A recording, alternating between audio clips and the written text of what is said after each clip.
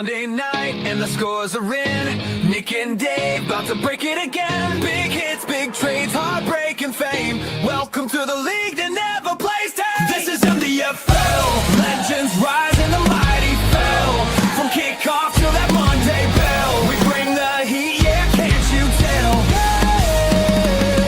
Stats and smack, we're talking bold. Trash talk stories, glory told. All right. I think we are good. What's up, MDFL? We've got week 9 coming at you. No Dave today. He is off doing something with Corvettes. I don't know. That guy buying a new Corvette, probably. I think he picked up a 56 the other day. If you didn't see it, he said he's willing to let anybody take it out for a spin. If you want to do that, you just need to make contact with him to set that up. Let's get into it. I actually did some prep, which just not like me. I'm very uncomfortable with it, but I'm doing my best. All right, here we go. So this is our standing sheet. We'll get back to that in a little bit, but let's go ahead and just jump into some of the live scores. I think I got them all covered except the last one. So we're going to go through to that last one together because it's really kind of tight. So anyway, this was also a really tight game and a pretty important game in a lot of different ways. Obviously, I'm right now the number 1 seed coming in. I've got a 13-point lead over Sean, but he's got 3 players left to my 2. So my 2 are pretty obviously Jake Ferguson and my kicker. Hoping my kicker can get me, about 10 points, bumping that lead up to 23. And then Jake Ferguson, dude, you got to do something. He did nothing last week, so we need Jake Ferguson to have a nice solid 30-point week or something like that. Then I'll feel a little bit more comfortable. Right now, Denver has George Pickens, Jalen Thompson, and Jadeveon Clowney back. So, again, anytime you got a defensive end mixed in, anything can happen. Clowney goes on early and gets a sack, and this one's going to get away from me pretty quickly. But if we look at straight averages, this would be a 2-point game, if I'm not mistaken, something like that. And I think Denver is going to get the win here with those 3 players left. He just needs kind of high floor games from all those guys. Pickens to get a touchdown or, a few deep receptions, which he usually does. Having Dak back at the helm there, I think he's going to be all right. I would really need a good game for my kicker, which is not something you want to be saying out loud. So I think Sean takes me down. Big win for him.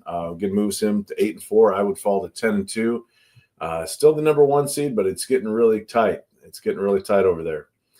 So that'd be my second loss, and we got a team here looking for their second win, and that's the Baltimore Ravens under Gavin. Showing what he can do here. A good week from Aaron, putting out 289 on a sell-off team. Kind of got Tyrone Tracy, didn't do anything for him, but Gavin's got a lot of his strength back here in his offense. Parker Washington was a good, smart start for him, and he's still got another offensive piece left in there too. We don't care who that is because this game's over. So Gavin getting his second win of the season. Getting himself out of that dungeon, tying himself with Jason, and then moving 1 game ahead of Caleb in that pink license plate bowl. So good win for Gavin.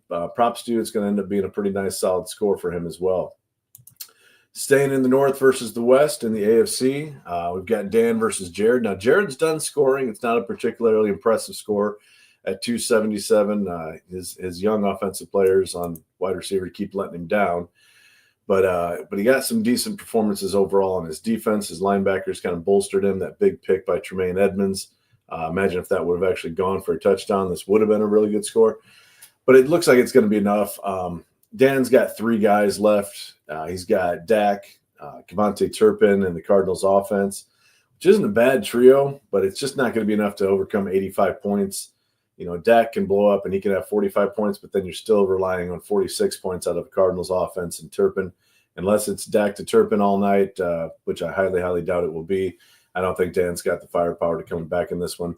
He got let down by Kayshon Boutte and Kendrick Bourne, really kind of had dud games. And then Brashad Smith, everybody thought he's maybe going to do something with Pacheco out. Well, he didn't. He didn't even have a single reception, which is just really weird, and the Chiefs maybe need to look at themselves in the mirror a little bit and ask themselves why they let that happen, because it might be why they lost. All right, wrapping up the North versus the West here. Another big game, 8-3 teams. This one's over too. Mike puts up a respectable score on the back of Caleb Williams, 54 points. But he had too many of these lows. You know, you got Drew Tranquil doing nothing, Josh Jobe doing nothing, Gary doing very little for him. Then, of course, the horrible injury to Tucker Kraft. That one sucks, even though it's a Packer, and I should be happy I'm not, just because he's such a talented young player, and it looks like a pretty bad injury. So that's going to be a tough one for him to overcome. If you look down here at what he's got left, you know, he could potentially throw Tony Pollard out there. Alec Pierce had a really good game yesterday. I think that was his best game of the season. But, you know, he's got some question marks now, and he may be a guy to make a last-minute trade come true, because it looks like Tucker Kraft is not someone he's going to be able to rely on as he moves into the playoff picture. Big win for Justin, 332 with 2 players left. Totally proper. He's got Kenneth Murray and Budda Baker left. They're averaging 27 points combined, so he's going to end up somewhere around that 360 mark, which is a fantastic score. Again, Josh Allen came out, had a couple more rushing touchdowns. He's the king of the 1-yard touchdown now, not Jalen Hurts. Javon Hargrave with an 8-tackle performance out of your defensive tackle. That's going to win you a lot of weeks. So big win for Justin. It moves him. If Sean does come back and get me, which I think he will, that'll move Justin just 1 game back of me there in the AFC North. For Mike, we're going to look at standings real quick, because I'm not going to go back and do it later. Mike is going to hold on to potentially – well, no, actually, if Sean wins, he'll have the points for advantage. So this would be a big win for Sean if he can take me down. He'll be 8-4. Mike will be 8-4. Jared will be 7-5. And Aaron will fall to 3-9. He doesn't care. But those 3 will still all be right there in that picture for the AFC West. It's still anyone's division. It's very much up for the grabs. And then as we see here, Dan and Gavin just kind of waiting the season out. At least Gavin breaks a 7-game losing streak and moves into that win column. And again, gets himself 1 step further away from that pink license plate. All right, let's go to we got the South versus the East here. This is another really big game. You know, old school chums here in a way, with Eric and Jeremy going at it. And Jeremy, once again, is facing a really tough week. I feel like every week we come on and say this. But here we go again. He's got a chance to beat Eric, who's been on a little bit of a slump lately, but he throws up 354 points this week. And that gives him a 44-point match advantage over Buffalo. Now, Buffalo by no means is dead in the water. 44 points is doable when you got 2 players left, and one of them is Trey McBride. So McBride averaging 23. He's also got his kicker, Brandon Aubrey, who's averaging 11, but can hit 3 50-yard field goals, and there's 15 all of a sudden. 1 touchdown game from McBride would probably do it here, but on paper, we're going with the on paper. It's just a little bit short, and so we're going to go ahead and chalk this one up as a win for the Jags, and another really, really tough loss in the East for the Buffalo Bills and Jeremy. Let's see if he can stay even. So we've got another kind of not the most exciting game here, but both these guys are in the picture, although they've both kind of been selling some pieces, so I don't know how much they care truly about this game. Rich has just continued to kind of play that tweener role, not know what direction he's going, but it does look like he's going to get a win here. He's up by 53 points. Houston's only got a punter, Cowboys offense, and Shamar James. Shamar James has been amazing at linebacker, averaging 18 points a game, but it probably should be a little higher than that, because I think he had 1 game where he wasn't starting. But anyway, that's proven to be a really valuable IDP asset for him. So he's going to add some points on here, but Rich having 3 guys of his own with Javonte Williams, Akeem Davis-Gaither, and Deron Bland, that's more than enough. Rich is going to end up probably having a somewhat respectable score. The 231 right here, not looking too great, but I think he easily adds on another, 50, 60 points and then gets that to a respectable level again. So he's going to be 7-5. And in the East, that might be enough. Let's see what else is going on in the East. Braxton is losing. This one is over. Tennessee Titans again. Dustin, who started out the year fairly rough, has kind of teeter-tottered along, but he's got a 328 score with a guy left. And that's in the face of a really bad performance from Pat Mahomes, who didn't look good back there. If you watch that game, he looked pretty rattled. He had a lot of pressure in his face. Bosa and some of those other defenders were getting consistent pressure in the backfield. Really big game. He's got to like to see this game out of Highsmith, who was in danger of losing some snaps to Herbig and Sawyer, so that's a big game for him. Montez Sweat is finally doing some things. And look at Peyton Wilson here. Just a monster game out of Peyton Wilson. Yeah, I think he's going to be the guy in the near future for a while there in Pittsburgh. So that's been a really good draft pick for him. Took a little patience, but looking really, really strong there. He does still have a piece left. It'd be a safety. No one cares because this game is over. Moving on, last game in the AFC is Indianapolis. And yeah, This one went about the way that you thought it would go. I'm not going to spend a lot of time here. 144 points up right now for Joey, and he's just going to look to extend that lead. Alvin Kamara is officially broken. What a tragic thing that is. But Stafford played great. Was just slinging touchdowns all over the place, finding Devontae Adams. Hutch got himself a sack, and then look at this linebacker play. Drake Thomas has kind of come out of nowhere, but he has proven to be a very, very valuable asset. Blake Cashman with a 14-tackle game and a fumble force. Those kind of games will carry you. And then the Bears offense, 47 points, gets him 27. That's just monster results. For Jason, it's a lot more of the same. We've got Harrison Phillips here on a bye. It's hard to know what exactly we need to do here to get some motivation. I know it's not a good situation, but he could have started some of these other guys that were not on bye, so there will be obviously repercussions for that. And very likely a peak license plate. This would now put Jason at 2 wins, tied with Gavin in the AFC for 2 wins. That would put them still 1 game ahead of Caleb, but we haven't covered the NFC yet. Let's start that now. Before we do, real quick, we'll look at standings. If things go as predicted, Jeremy will lose, Rich will win, Joey will win. So that'll put both of these guys at 7-5. Jeremy down to 6-6. So again, on the points for tiebreaker, Rich, Mr. Sell-Off Rich, is going to be in first place in his own division. All you have to do is get in the playoffs, man. Anything can happen. Anything can happen. That'll be a 3-game win streak for Rich. Maybe he turns into a last-second buyer here at the deadline. For Eric, if he does hold off Jeremy, big win for him. That would put him at 9-3. Justin would be at 9-3. I would be at 10-2. So again, very much in candidacy to go ahead and take that number 1 seed, which is going to be a super important number 1 seed with those Week 14 buys. Dustin getting the win would be big for him. Keeps him at 6-6, which would be right there.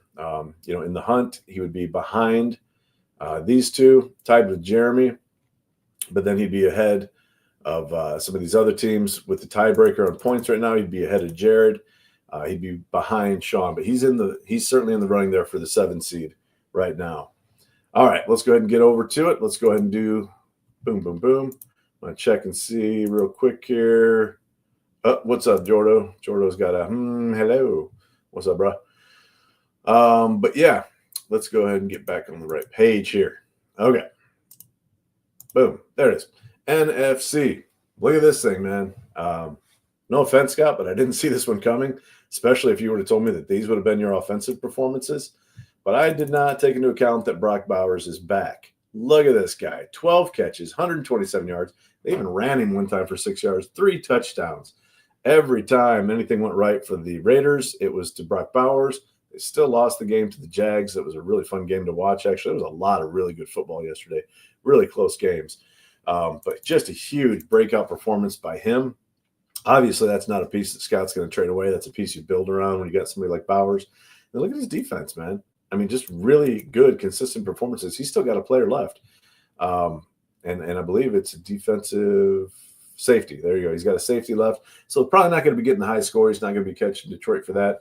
But a really, really good week. And just anytime you get to beat, one of the tougher teams in the league, it feels good to do that. So Green Bay trailing right now. He's got Jake Ferguson as well. We both need big games out of Jake Ferguson. He needs an absolute miracle game out of Jake Ferguson. I don't think it's going to happen for you, buddy. We were Rico Dowdle brothers, too, and that was a good game for him. Good game for Roseboom, who continues to get a lot of snaps with Wallace having some injuries there in Carolina. But then a little bit of defensive back letdown across the board here. They just didn't come through for him. So that's going to cost him, even with a decent game from him this week. Maybe didn't get the right players in there. Yeah, he had a couple other guys. Belton was poised for a pretty good game. That would have been a pretty decent start. And then now he knows Gardner Johnson, who just showed up to Chicago on Wednesday. They plugged him in there, and the guy had 6 tackles and a sack and looked fantastic. He had other pressures on the quarterback. So I think he's going to continue to get play, especially with all the injuries that the Chicago Bears are facing in their secondary. Moving on, big one for Scott. Moving on, we got Chicago versus Matt.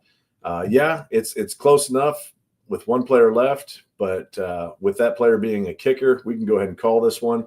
It's going to be a loss for Mike. He doesn't care. He's in full sell mode. He's just enjoying that.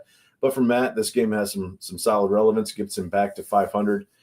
Big win. We'll look at standings here in a second, but it's a big win for him, even with some defensive performances that were maybe a little bit let down. He had some other huge ones like Joey Porter. 8 tackles is cool in its own. Then he adds a sack, 4 defense passes, and an interception. That's an amazing week out of a cornerback. That's going to put you in a good position to win, which Matt is going to do. All right. Then we go over, we've got Minnesota versus Seattle. This one is tight. 3.47 points right now. So basically we've got a tie. However, when we look at who's left, both having two guys left, Hayden's got CeeDee Lamb and Mac Wilson. Now, CeeDee Lamb is averaging 17 points a game, but that includes that injury game where he left immediately against the Bears. So his average is actually higher than that. Mac Wilson's averaging 17 in his own.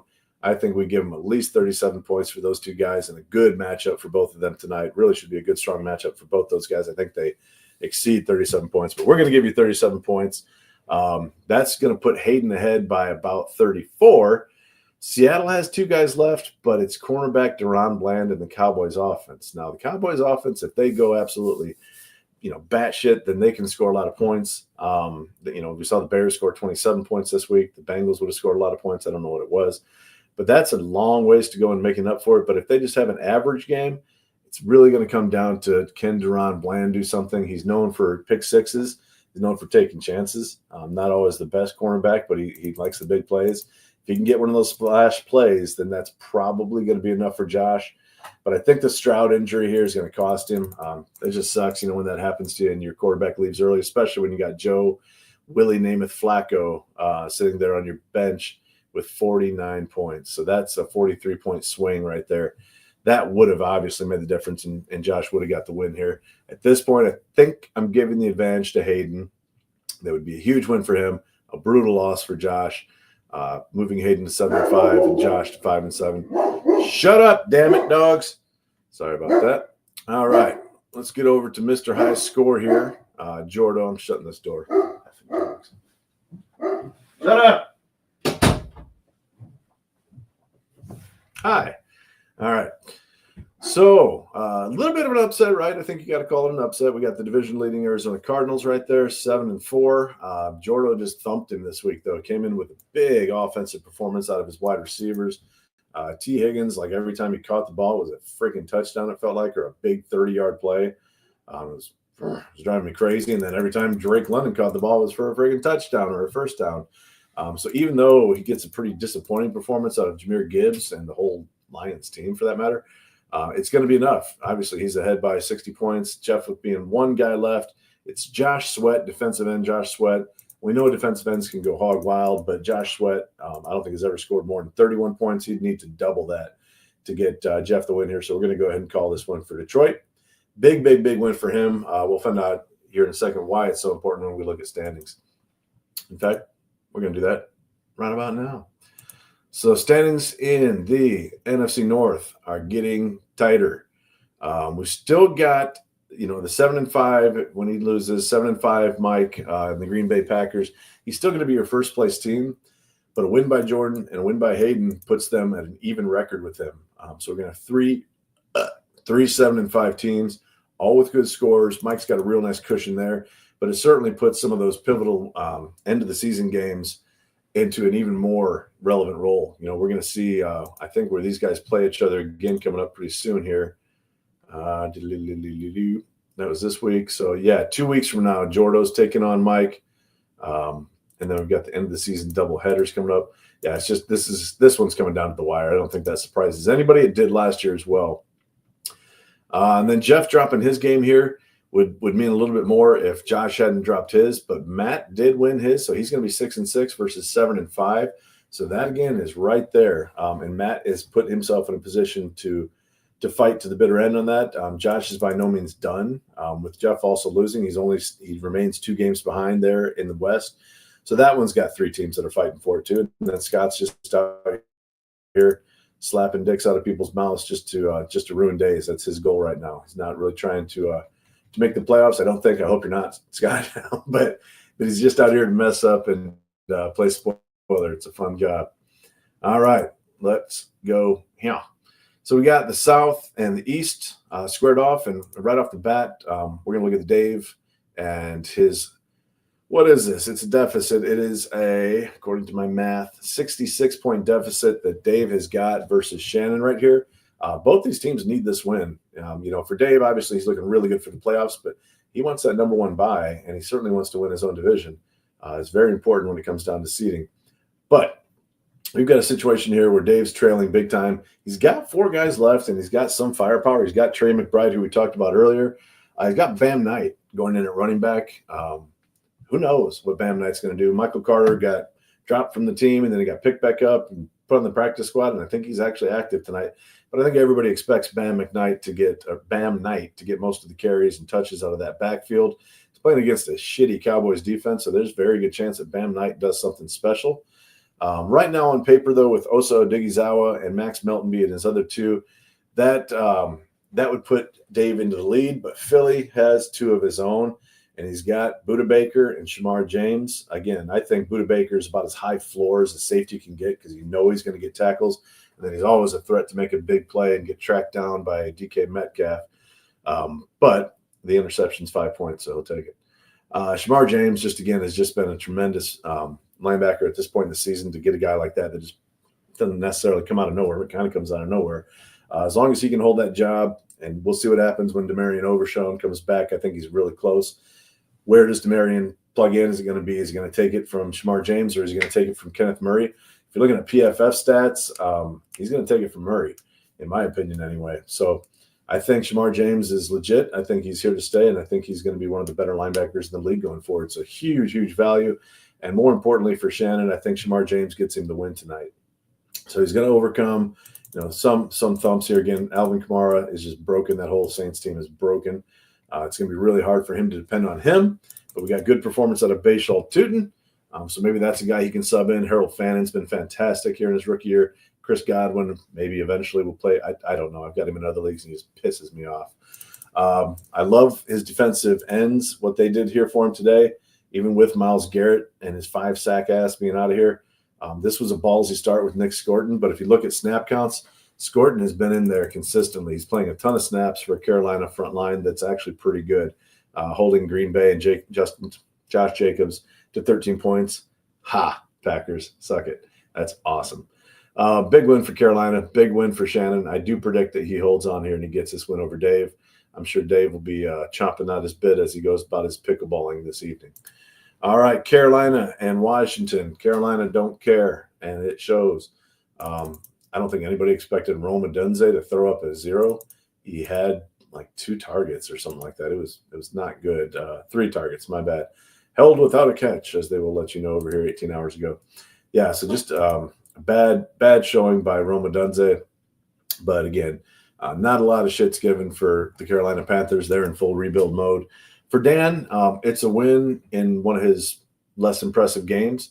So it's always huge when you can do that, when you can get a win on a down week, and he's going to do just that right here and now. Tampa Bay Bucks take on the New York Giants, and look at Caleb. Our little boy is all grown up. So he's got 275 right now to 195 for Dustin. That's an 80-point lead. Dustin's got 3 players left. He got a huge game from somebody, didn't he? No, he did not. Never mind. I was thinking about something else. Sorry, he got a good game out of Marlon Humphrey. He got a good game out of Cody Barton, as I think maybe I was thinking of with that pick 6. But overall, it's not going to be nearly enough. And Dustin will get over 200, so he maintains some respectability, especially with him having his quarterback left.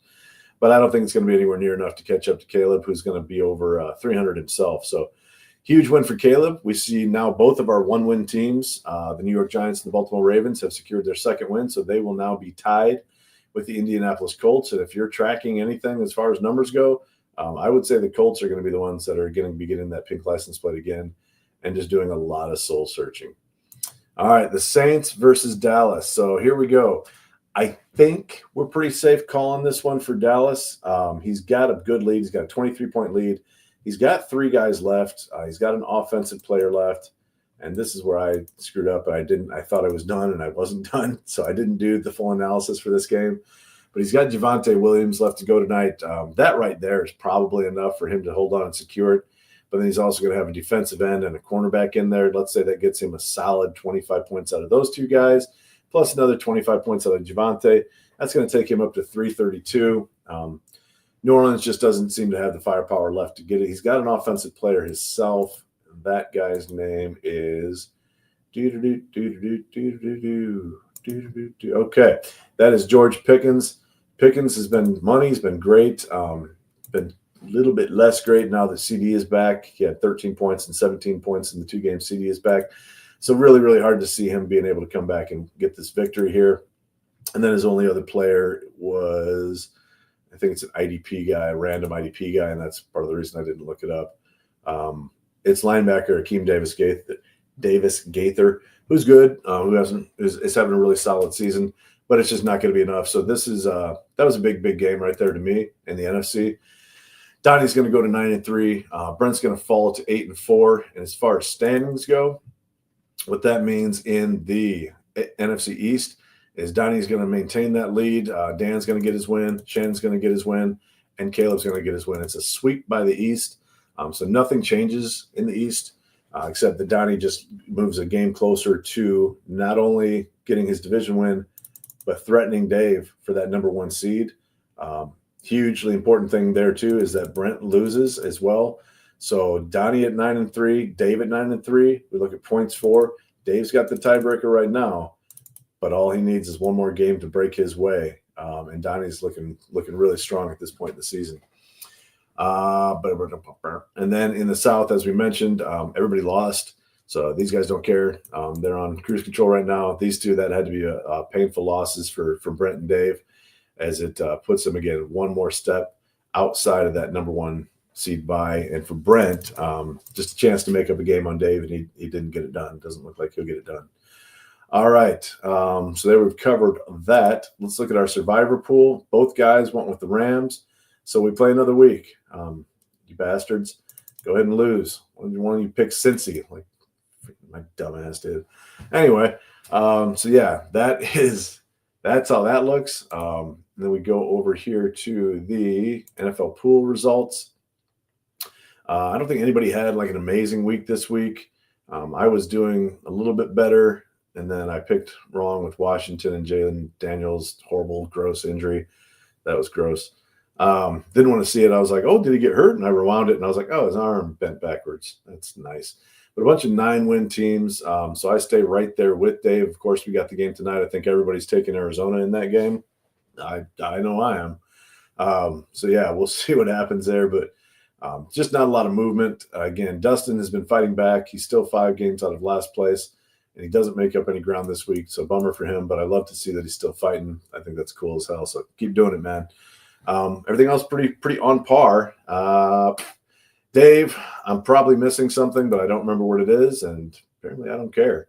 So we're going to go ahead and wrap this puppy up. We're going to play our theme song for you again. Nice, short, sweet, quick episode. See how fast this goes without Dave mispronouncing everyone's names. Much more expedient. All right, guys. Hope you enjoyed. Good luck tonight for those of us that have something to play for. I know I'm going to be up watching until the last snap. Sean, you can kiss my ass, dude. It's Monday night and the scores are in. Nick and Dave about to break it again. Big hit.